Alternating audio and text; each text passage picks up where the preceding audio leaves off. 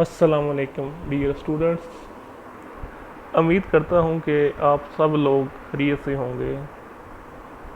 हमने fourth year botany paper C का first chapter structure and functions of biomolecules को start किया हुआ है। अब तक हमने तीन बायोमॉलिक्यूल्स को डिस्कस किया है, कार्बोहाइड्रेट्स, लिपिड्स और प्रोटीन। आज हम फोर्थ और लास्ट बायोमॉलिक्यूल को डिस्कस करने जा रहे हैं जो कि न्यूक्लिक एसिड है। तो सबसे पहले न्यूक्लिक एसिड को डिफाइन कैसे करते हैं कि nucleic acid is a polymer of nucleotides. जिस तरह हमने प्रोटीन के लिए डिफाइन किया था कि protein is a polymer of अमानो एसिड्स। नेक्स्ट है डिस्कवरी। एक जर्मन केमिस्ट है फ्रेडरिक मिशर, उसने 1869 के अंदर न्यूक्लिक एसिड को डिस्कवर किया। मेंडल के वर्क को पब्लिश होने के बाद तकरीबन 4 ईयर्स के बाद उसने डीएनए को डिस्कवर किया। फ्रेडरिक मिशर ने ह्यूमन सेल के न्यूक्लियाई और फिश स्पर्म से एक वाइट सब्सटेंस एक्सट्रैक्ट किया।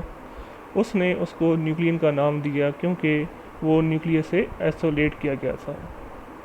और बाद में देखा गया कि इस न्यूक्लियन का इसका करैक्टरिस्टिक इन करैक्टर है, तो इसलिए उसको नाम दिया गया न्यूक्लिक एसिड।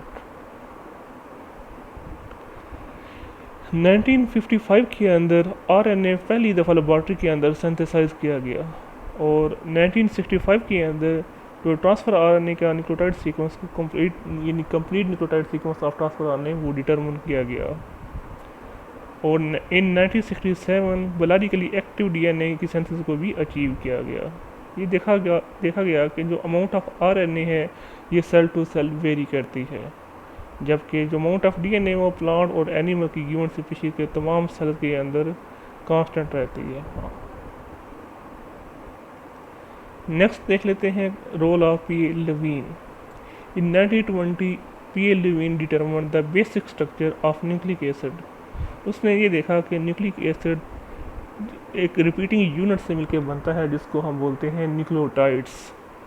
उसने कहा कि हर न्यूक्लियोटाइड के अंदर 3 कंपोनेंट्स होते हैं। First phosphate group, second 5 carbon sugar जिसको हम पेंटोज शुगर भी कहते हैं, और नाइट्रोजनस बेसिस। ये आपको जो स्ट्रक्चर नज़र आ रहा है ये फॉस्फेट ग्रुप का है। ये स्ट्रक्चर आपने ड्रा भी करना है और इसकी प्रैक्टिस भी करनी है।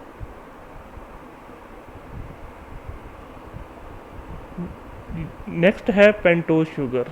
पेंटोज शुगर 2 टाइप्स की शो की गई है यहाँ पे, राइबोज और डीऑक्सीराइबोज। राइबोज शुगर आरएनए के अंदर पाई जाती है, जबकि डीऑक्सीराइबोज शुगर डीएनए के अंदर पाई जाती है। इन दोनों शुगर के दरमियान क्या फ़र्क है, इसकी जो कार्बन नंबर 2 है आप देख रहे हैं उस पर हाइड्रोक्सिल ग्रुप अटैच है, और जबकि डीऑक्सीराइबोज की जो कार्बन नंबर 2 है उस पर हाइड्रोजन अटैच है। बाकी सारा स्ट्रक्चर इनका सेम है।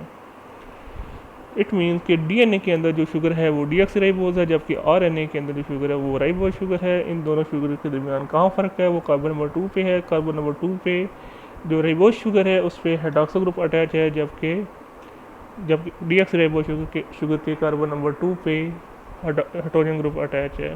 तो ये स्ट्रक्चर आपको आने चाहिए और आपने इसकी प्रैक्टिस करनी है। नेक्स्ट है नाइट्रोजनस बेसिस। नाइट्रोजनस बेसिस को 2 कैटेगरीज के अंदर डिवाइड किया गया है, प्योरीन एंड पैरामिडीन। प्योरीन जो है ये डबल रिंग्ड होते हैं और इसमें एडेनिन और गवानीन नाइट्रोजनस बेसिस इंक्लूड हैं, जबकि पायरिमिडीन सिंगल रिंग्ड होते हैं और इसमें साइटोसिन, थायमीन और यूरासिल बेसिस इन्वॉल्व हैं।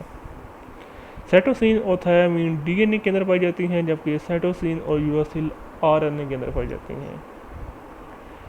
ये आपको प्योरीन नज़र आ रही हैं, ये स्ट्रक्चर हैं एडेनिन और गवानीन के। मैंने कहा अभी बताया आपको कि जो प्योरीन हैं ये डबल रिंग्ड होते हैं और इसमें एडेनिन और गवानीन इंक्लूड हैं। ये स्ट्रक्चर आपको आने चाहिए और आपने इसकी प्रैक्टिस करनी है।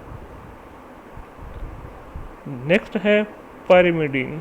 आप ये यहाँ देख रहे हैं कि ये 3 तरह की हैं, साइटोसिन, थायमीन और यूरासिल। ये सिंगल रिंग्ड हैं। और जो साइटोसिन और थायमीन है ये डीएनए के अंदर पाई जाती है, जबकि साइटोसिन और यूरासिल जो है वो आरएनए के अंदर पाई जाती है।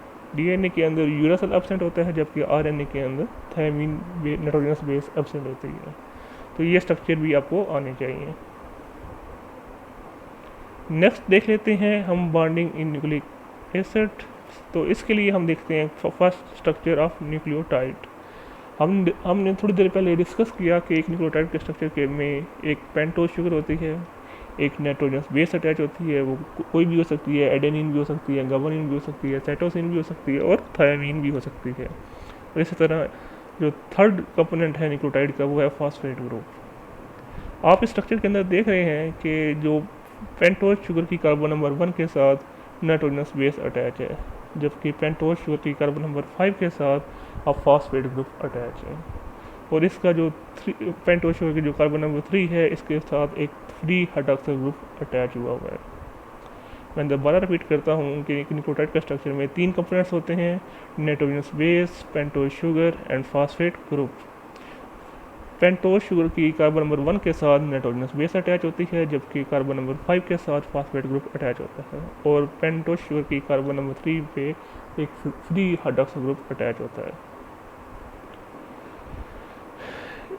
अब हम देखते हैं 2 न्यूक्लियोटाइड्स के दरमियान कौन सा बॉन्ड बनता है। आप यहाँ देख रहे हैं कि ये 2 न्यूक्लियोटाइड्स आपको शो किए गए हैं।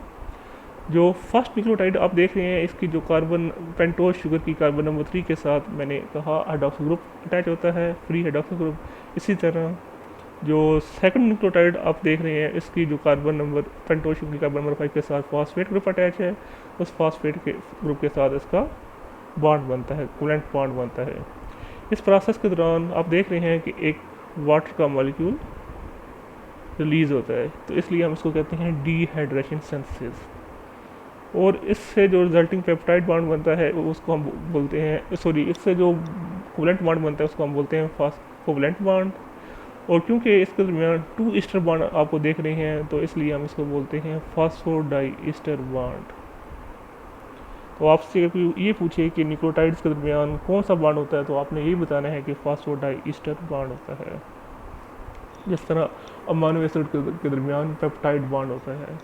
तो आप यहाँ देख रहे हैं कि जो ये हाइड्रोक्सिल ग्रुप और ये फिर फॉस्फेट ग्रुप दोबारा फ्री हो गए हैं, तो ये एक दोबारा 2 न्यूक्लियोटाइड के साथ बॉन्ड बनाएंगे और इसी तरह ये एक लॉन्ग चेन ऑफ न्यूक्लियोटाइड बन जाएगी।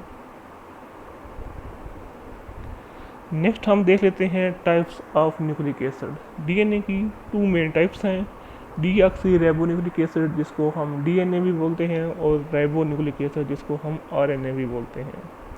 अब डीऑक्सी राइबो न्यूक्लिक एसिड को कैसे डिफाइन करते हैं कि deoxy ribo nucleic acid is a polymer of deoxy ribo nucleotides, जबकि राइबो न्यूक्लिक एसिड जो है वो पॉलीमर है ऑफ राइबो न्यूक्लियोटाइड्स। आपने अगर कोई आपसे ये कहे कि न्यूक्लिक एसिड को डिफाइन करें तो आपने कहना है कि पॉलीमर ऑफ न्यूक्लियोटाइड्स। कोई आपसे कहे कि डीएनए को डिफाइन करें तो आपने कहना है पॉलीमर ऑफ डीऑक्सीराइबोन्यूक्लियोटाइड्स। और कोई आपसे ये पूछे कि आरएनए को कैसे डिफाइन करें तो आप ये कहेंगे कि पॉलीमर ऑफ राइबोन्यूक्लियोटाइड्स। डीएनए जो है ये एक हेरिडेटरी मटेरियल है और ये न्यूक्लियस के अंदर प्रेजेंट होता है, लेकिन इसकी स्मॉल अमाउंट ऑफ जो डीएनए है वो माइटोकॉन्ड्रिया और क्लोरोप्लास्ट के अंदर भी पाया जाता है। नेक्स्ट है कैरेक्टरिस्टिक्स ऑफ डीएनए। डीएनए अभी मैंने कहा कि एक जेनेटिक मटेरियल है, ये कोड करता है sequence of amino acid in protein और ये कंट्रोल करता है प्रोटीन सिंथेसिस को। डीएनए जो है सेल साइकिल की एस फेज के अंदर रेप्लिकेट करता है सेल डिवीजन से पहले। ये हम सेल साइकिल के चैप्टर में डिटेल डिस्कस भी करेंगे। इसी तरह ये यूकैरियोटिक सेल के न्यूक्लियस के अंदर पाया जाता है और ये चेंज हो सकता है for over time for evolutionary changes. Next है chemical composition of DNA. DNA को हमने अभी पहले डिफाइन भी किया कि it is a polymer of deoxyribonucleotides while the RNA is a polymer of ribonucleotides. DNA के अंदर 4 नाइट्रोजनस बेसेस होती हैं, एडेनिन, गवानिन, साइटोसिन और थायमीन, और यूरासिल एब्सेंट होती है, जबकि आरएनए के अंदर 4 बेसिस जो नाइट्रोजन बेसेस होती हैं एडेनिन, गवानिन, साइटोसिन और यूरासिल होती हैं, जबकि उसमें थायमीन एब्सेंट होती है। डीएनए के अंदर डीऑक्सीराइबोज शुगर होती है, जबकि आरएनए के अंदर राइबोज शुगर होती है। DNA contains gene and each gene contribute a specific character. DNA 4 types of nucleotide से पर मुश्तमिल होता है। Deoxy adenosine monophosphate, deoxy guanosine monophosphate, deoxy cytidine monophosphate and deoxy thymidine monophosphate. Next है कंट्रीब्यूशन ऑफ इरविन चिरागॉफ।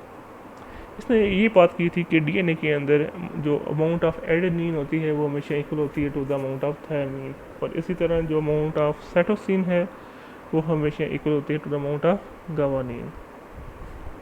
तो basically इसने ये बात की थी कि जो प्रोपोर्शन है प्यूरिन का वो हमेशा इक्वल होता है to the proportion of pyrimidine in the DNA. Next contribution है Rosalind Franklin and Maurice Wilkin. ये दोनों ब्रिटिश बायोकेमिस्ट थे। इन्होंने डीएनए के मॉलिक्यूल के ऊपर एक्सरे डिफ्रैक्शन एनालिसिस को स्टडी किया। इन्होंने डीएनए के क्रिस्टल के ऊपर एक्सरेज बम्बार्ड की, जिसकी वजह से एक्सरेज जो थी वो डिफ्रैक्ट हो गई, और उन्होंने इस पैटर्न को एक फोटोग्राफिक फिल्म के ऊपर रिकॉर्ड किया। तो इस तरह उन्होंने सजेस्ट किया कि जो डीएनए है ये एक 3 डायमेंशनल स्ट्रक्चर है, और इसकी शेप हेलिकल है, और इसका डायमीटर 2 नैनोमीटर है, और हर टर्न के में जो कंप्लीट डिस्टेंस है वो है 3.4 नैनोमीटर का। इन्होंने जो कंक्लूजन किया था या जो चीज़ें सजेस्ट की थी वो ये कहा था कि डीएनए का 3 डायमेंशनल स्ट्रक्चर है, और इसकी शेप हेलिकल होती है, और डीएनए का जो डायमीटर है वो 2 नैनोमीटर है, और हर हेलिकल टर्न की में 3.4 नैनोमीटर का डिस्टेंस कवर करते हैं। तो आज के लिए इतना काफ़ी है। इंशाल्लाह का नेक्स्ट लेक्चर के अंदर हम वाटसन एंड क्रिक मॉडल को डिस्कस करेंगे, और जो सेकंड न्यूक्लिक एसिड की टाइप है राइबो न्यूक्लिक एसिड उसको भी डिस्कस करेंगे, और उसकी जो फर्दर 3 टाइप्स हैं मैसेंजर आरएनए, ट्रांसफर आरएनए और राइबोसोमल आरएनए को भी डिस्कस करेंगे। तो तब तक के लिए अल्लाह हाफिज़।